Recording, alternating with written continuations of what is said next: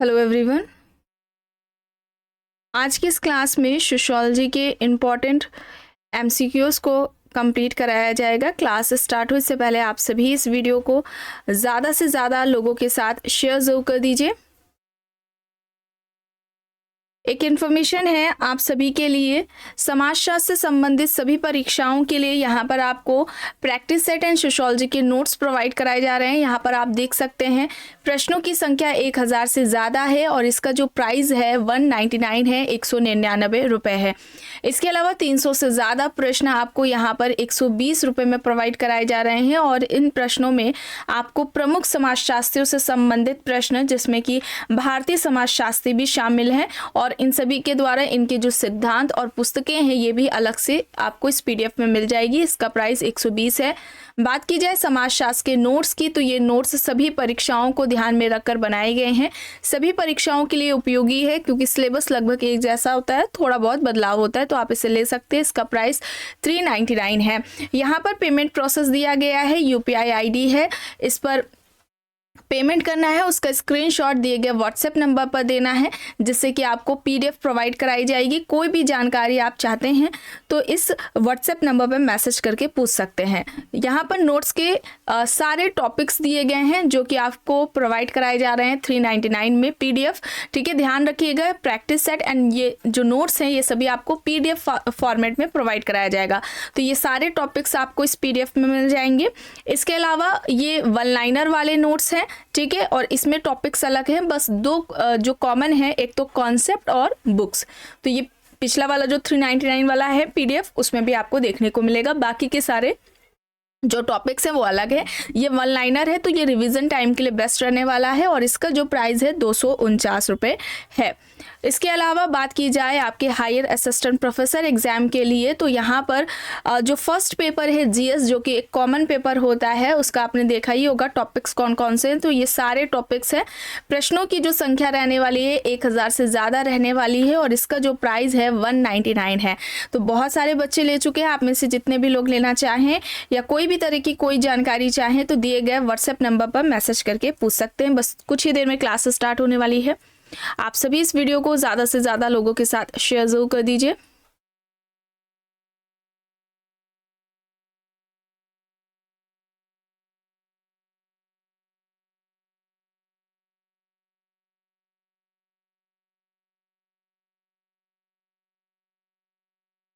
Okay, यहाँ तक हो गया। तो देखिए प्रश्न है कर्म की अवधारणा संबंधित है।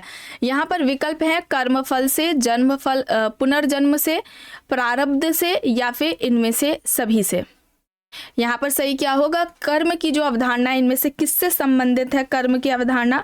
तो यहाँ पर राइट आंसर हो जाएगा इन सभी से। ठीक है, यहाँ पर क्या होगा? ये सभी हो जाएगा। विकल्प डी यहाँ पर इस प्रश्न का सही उत्तर हो जाएगा।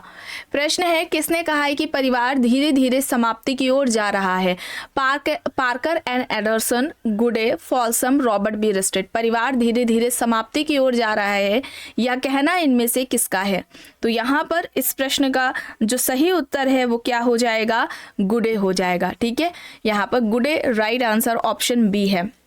प्रश्न है धर्म आध्यात्मिक शक्ति में विश्वास है, या किसने कहा? Frazer, E B Tylor, Durkheim, Weber. धर्म आध्यात्मिक शक्ति में विश्वास है, यह किसने कहा? Frazer, E B Tylor, Durkheim, Weber यहाँ पर विकल्प दिए गए हैं और यहाँ पर सही आंसर हो जाएगा टाइलर। ठीक है, टाइलर हो जाएगा। विकल्प बी यहाँ पर सही हो जाएगा। टाइलर की पुस्तक का नाम प्रिमिटिव कल्चर है। अक्सर ये परीक्षाओं में पूछ ली जाती है। प्रश्न है निम्न में से किसका दावा है कि सामाजिक संरचना का अनुभाविक वास्तविकता से कोई लेना देना नहीं है? लेविस्ट्रॉस, जे लेवी, रेमनफोर्ड, इवांस प्रिचार्ड। सामाजिक संरचना का अनुभाविक वास्तविकता से कोई लेना देना नहीं है, यह तर्क इनमें से किसका है? और यहाँ पर सही हो जाएगा लेविस्ट्रॉस। लेविस्ट्रॉस ऑप्शन ए यहाँ पर इस प्रश्न का सही उत्तर हो जाएगा। एक गतिशील समाज का सर्वाधिक विशिष्ट लक्षण क्या है? वाहनों का आधिक्य, बहुउद्देशीय भवनों की उपस्थिति, परिस्थितियों में परिवर्तन का अवसर या फिर उपयुक्त में से कोई नहीं। एक गतिशील समाज का सर्वाधिक विशिष्ट लक्षण क्या है यह पूछा जा रहा है और यहाँ पर सही क्या होगा? परिस्थितियों में परिवर्तन का अवसर होगा। ऑप्शन सी यहाँ पर इस प्रश्न का सही उत्तर हो जाएगा। प्रश्न है LIC के कलकत्ता स्थित प्रधान कार्यालय में क्लर्क के पद पर आना किसका उदाहरण है? क्षैतिज गतिशीलता, उद्मुखी गतिशीलता, ऊर्ध्वाधर गतिशीलता या फिर अधोमुखी गतिशीलता। देखिए, अगर हम बात करते हैं सामाजिक गतिशीलता की, तो सोशल मोबिलिटी, इसकी सबसे पहले व्यवस्थित तरीके से बात किसके द्वारा की गई थी? सोरोकिन के द्वारा की गई थी। ठीक है, सोरोकिन ने की थी। और सामाजिक गतिशीलता इनकी पुस्तक है इसी नाम से, सोशल मोबिलिटी, जो कि 1927 में आती है। इस पुस्तक में इन्होंने सोशल मोबिलिटी की सबसे पहले बात की थी। सामाजिक गतिशीलता के बारे में सोरोकिन का कहना था कि मानव द्वारा निर्मित किसी वस्तु या मूल्य में, या मानव द्वारा रूपांतरित किसी वस्तु में या मूल्य में जब एक स्थिति से दूसरी स्थिति में कोई बदलाव आता है तो उसे उन्होंने सामाजिक गतिशीलता कहा था। और सामाजिक गतिशीलता के दो प्रकार बताए थे, क्षैतिज गतिशीलता और उद्रक गतिशीलता। और यहाँ पर इस प्रश्न का सही उत्तर हो जाएगा क्षैतिज गतिशीलता, जिसमें व्यक्ति के पद में कोई भी परिवर्तन नहीं होता है, उसके स्थान में परिवर्तन आता है। एक जगह से दूसरे जगह में परिवर्तन देखने को मिल सकता है, लेकिन पद में, उसके पोजीशन में, स्टेटस में कोई भी परिवर्तन नहीं आएगा। प्रश्न एक सामाजिक वर्ग समुदाय का वह भाग है जो सामाजिक स्थिति के आधार पर दूसरों से पृथक किया जा सके। उपयुक्त परिभाषा किस समाजशास्त्र से संबंधित है? Ogburn and Nimkoff, Ginsberg, MacIver and Page, C Wright Mills यहाँ पर विकल्प है। एक सामाजिक वर्ग समुदाय का वह भाग है जो सामाजिक स्थिति के आधार पर दूसरों से पृथक किया जा सके। उपयुक्त यह परिभाषा इनमें से किस समाजशास्त्र से संबंधित है? तो यहाँ पर क्या होगा? यहाँ पर राइट आंसर मैकेवर एंड पेज हो जाएगा। मैकेवर एंड पेज ऑप्शन सी यहाँ पर राइट आंसर हो जाएगा। ठीक है, इन्होंने जो समुदाय है, कम्युनिटी है, उसके दो आधार बताए थे। एक तो स्थानीयता बताया था और दूसरा सामुदायिक भावना को बताया था। ठीक है, ये समुदाय के इन्होंने दो आधार बताए थे। यहाँ पर सी होगा सही।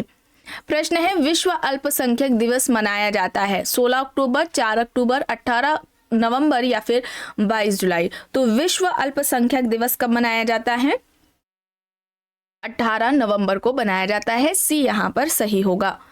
प्रश्न है निम्न में से किस समाजशास्त्री ने विशिष्ट चालकों एवं भ्रांत तर्कों के संदर्भ में क्रिया की अवधारणा का उल्लेख किया है? C Wright Mills, Karl Mannheim, Veblen, Pareto यहाँ पर विकल्प है। सही क्या होगा? इनमें से किस समाजशास्त्री ने विशिष्ट चालकों एवं भ्रांत तर्कों के संदर्भ में क्रिया की अवधारणा दी? तो यहाँ पर पैरेटो हो जाएगा। पैरेटो ने सामाजिक क्रिया के दो प्रकार बताए थे, तार्किक सामाजिक क्रिया और अतार्किक सामाजिक क्रिया। ठीक है, तार्किक सामाजिक क्रिया और अतार्किक सामाजिक क्रिया की बात किसके द्वारा की गई है? पैरेटो के द्वारा की गई है। सामाजिक क्रिया के दो प्रकार पैरेटो ने बताए हैं। चलिए आगे देखते हैं। प्रश्न है स्ट्रक्चर ऑफ सोशल एक्शन नामक पुस्तक किस समाजशास्त्री द्वारा लिखी गई? पुस्तक का नाम क्या है? Structure of social action. विकल्प देखिए, Max Weber, Parsons, Radcliffe Brown, Robert Bierstedt यहाँ पर विकल्प है। स्ट्रक्चर ऑफ सोशल एक्शन किसकी हो जाएगी? पार्सन्स की हो जाएगी। ठीक है, यहाँ पर बी सही हो जाएगा। और इसके अलावा इन्होंने सामाजिक व्यवस्था की भी बात की है, जो सामाजिक प्रतिमान है उसकी भी बात पार्सन्स ने की है। यहाँ पर बी होगा सही। प्रश्न है यहाँ पर देखिए, मिलान करना है तो देखकर बताइए सही क्या होगा।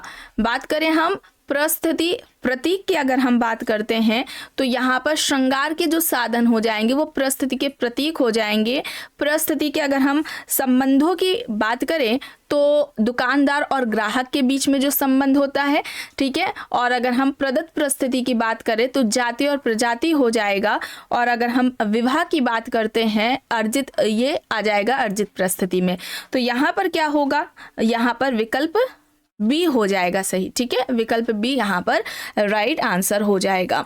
दुकानदार और ग्राहक के बीच में जो जिस तरीके का संबंध होता है इसको क्या बताया था? युग्मीय प्रस्तुति, है ना। युग्मीय प्रस्तुति या जिसे ध्रुवीय प्रस्तुति कहा जाता है, ये उसके अंतर्गत आ जाएगा उदाहरण में।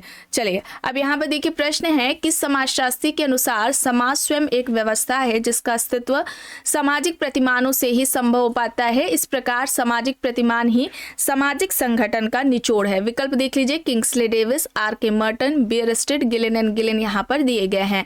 तो समाज स्वयं एक व्यवस्था है जिसका अस्तित्व सामाजिक प्रतिमानों से ही संभव हो पाता है। इस प्रकार सामाजिक प्रतिमान ही सामाजिक संगठन का निचोड़ है, यह किसका कहना है?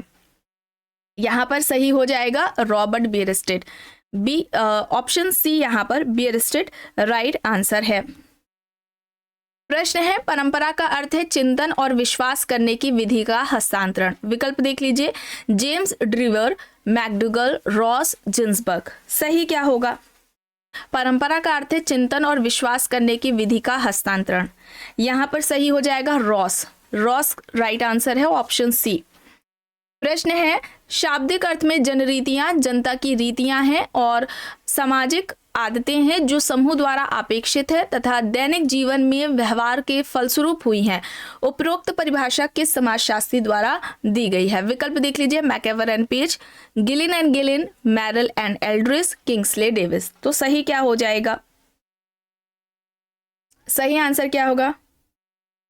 सही यहां पर आंसर हो जाएगा मैरल एंड एल्ड्रिस, ऑप्शन सी यहां पर राइट होगा। प्रश्न है निम्न में से कौन सा औपचारिक प्रतिमान है? कानून, प्रथा, जनरीति, रूढ़ि यहां पर विकल्प है। औपचारिक प्रतिमान इनमें से क्या है? किसे कहेंगे औपचारिक प्रतिमान? कानून को कहेंगे, ठीक है, लॉ हो जाएगा, ऑप्शन ए यहां पर होगा सही।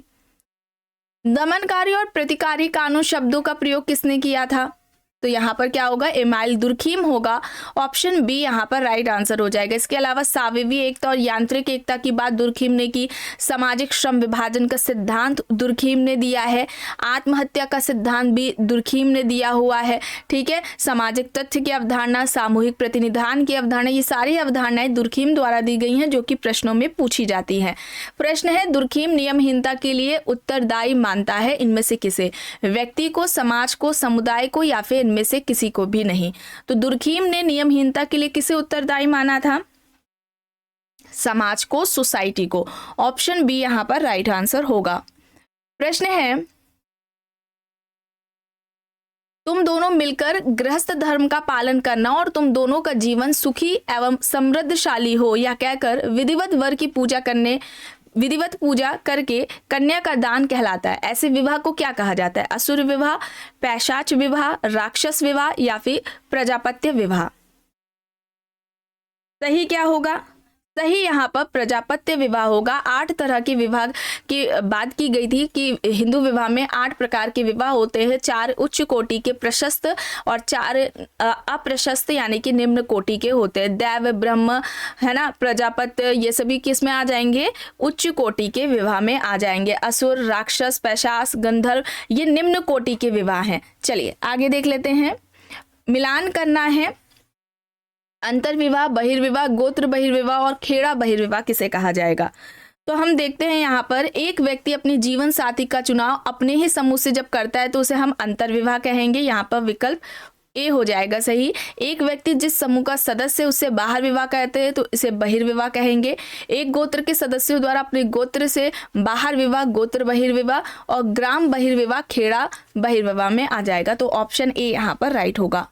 प्रश्न है विवाह स्त्री और पुरुष के पारिवारिक जीवन में प्रवेश करने की संस्था है। उपयुक्त परिभाषा किस समाजशास्त्री द्वारा दी गई?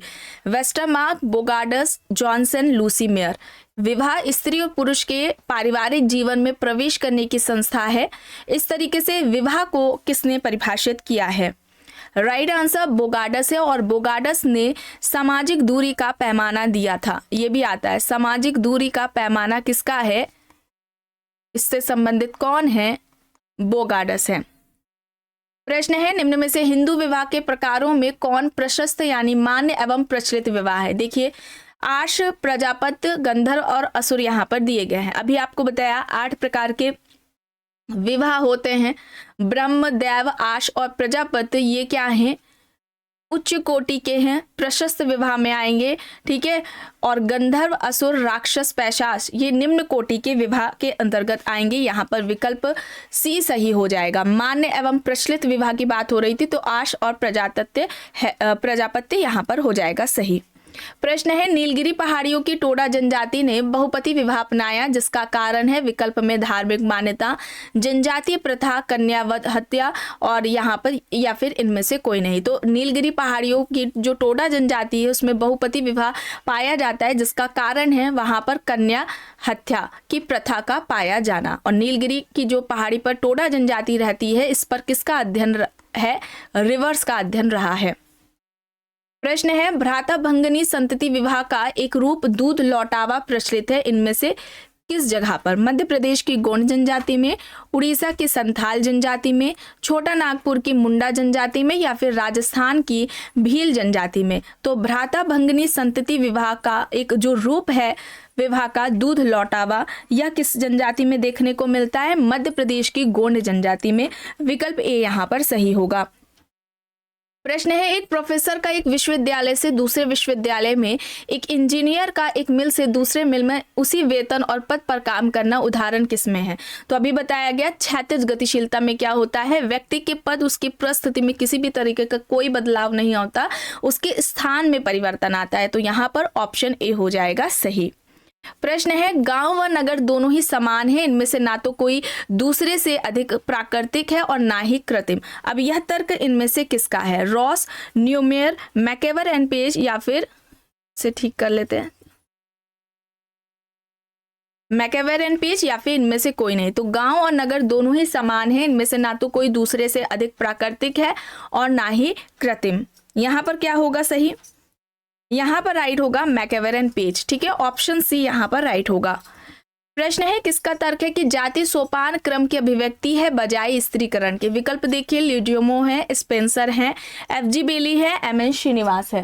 तो यहाँ पर राइट क्या होगा? जाति सोपान क्रम की अभिव्यक्ति है बजाय स्त्रीकरण के। तो ये कहना था ल्यूडियोमो का, ऑप्शन ए यहाँ पर सही हो जाएगा। प्रश्न है, परिस्थिति और संविदा के आधार पर समाजों का वर्गीकरण किसने प्रस्तुत किया? Henry Maine, Robert Redfield, Durkheim, Karl Marx यहाँ पर विकल्प है। परिस्थिति और संविदा के आधार पर समाज का जो क्लासिफिकेशन है वो हेनरी मैन का था, ऑप्शन ए यहाँ पर राइट होगा। प्रश्न है, संरचनात्मक प्रकार्यात्मक दृष्टिकोण से विचलन का अध्ययन किसने किया? Kingsley Davis, Sutherland, Merton, W.E. मुरे यहाँ पर विकल्प है। विचलन का अध्ययन संरचनात्मक प्रकार्यात्मक दृष्टिकोण से किसने किया है? मर्टन ने किया है, Robert King Merton, option C यहाँ पर सही होगा। मौन वस्तु विनिमय निम्नलिखित में से किन दो जनजातियों के बीच में पाया जाता है? गोंड और टोडा जनजाति, भील तथा हो जनजाति, सेमांग तथा सकाई जनजाति, संथाल तथा मुंडा जनजाति यहाँ पर दिया गया है। तो सही क्या हो जाएगा? राइट आंसर यहाँ पर क्या होगा? मौन वस्तु विनिमय किन दो जनजातियों में पाया जाता है? तो यहाँ पर राइट आंसर सेमांग तथा सकाई जनजाति होगा, ऑप्शन सी यहाँ पर राइट आंसर हो जाएगा। ये दोनों ही जो जनजातियां हैं ये शत्रु जनजाति हैं, चूंकि शत्रु जनजाति तो इनके बीच में प्रत्यक्ष विनिमय नहीं हो सकता। तो ये पहले से ही किसी निर्धारित स्थान पर अपनी चूंकि व्यक्तियों की बहुत सारी नीड्स होती है तो उनकी जो ज़रूरत की चीज़ें हैं तो उसका वो एक्सचेंज कैसे करेंगे, तो पहले से ही कोई डिसाइड होता है प्लेस, निश्चित स्थान पे वे अपनी जो वस्तुएं होती हैं वो वहाँ पर उनको जो नीड्स होती हैं, जिन वस्तुओं की नीड्स होती है उससे संबंधित वस्तुओं की जो संकेत होते हैं उनको इस स्थान पर रख देते हैं और उनको जिन चीज़ों की ज़रूरत होती है वो वहाँ से ले लेते हैं। बाकी दूसरी जनजाति फिर उसके बाद आएगी और उसकी जो नीड्स की ज़रूरत होगी वो वहाँ से ले लेगी और संकेत से संबंधित जो वस्तु होगी उसको वहाँ पर भी रख देती है। ठीक है, और ये डायरेक्ट जो है प्रत्यक्ष तौर पर विनिमय नहीं कर सकते क्योंकि ये शत्रु जनजाति हैं। ठीक है, तो यहाँ पर सी होगा सही। आखिरी प्रश्न है, श्रम के सांस्कृतिक विभाजन से संबंधित किसकी स्थिति को निम्नलिखित कथन में समेकित किया जा सकता है? श्रम का लिंग आधारित विभाजन न केवल सार्वभौमिक है बल्कि ऐसा होने का कोई खास कारण भी नहीं है। Mary K Bennett, G P Murdock, Ann Oakley, John Bowlby यहाँ पर विकल्प दिया गया है और यहाँ पर सही होगा एन ओकले, ऑप्शन सी यहाँ पर इस प्रश्न का सही उत्तर हो जाएगा। तो आज की इस क्लास में बस इतना ही। आई होप ये आपको पसंद आई होगी। अगर पसंद आई है तो प्लीज़ लाइक करिएगा, कमेंट करके ज़रूर बताइएगा। चैनल पर अगर आप नए हैं तो चैनल को भी ज़रूर सब्सक्राइब कर लीजिएगा।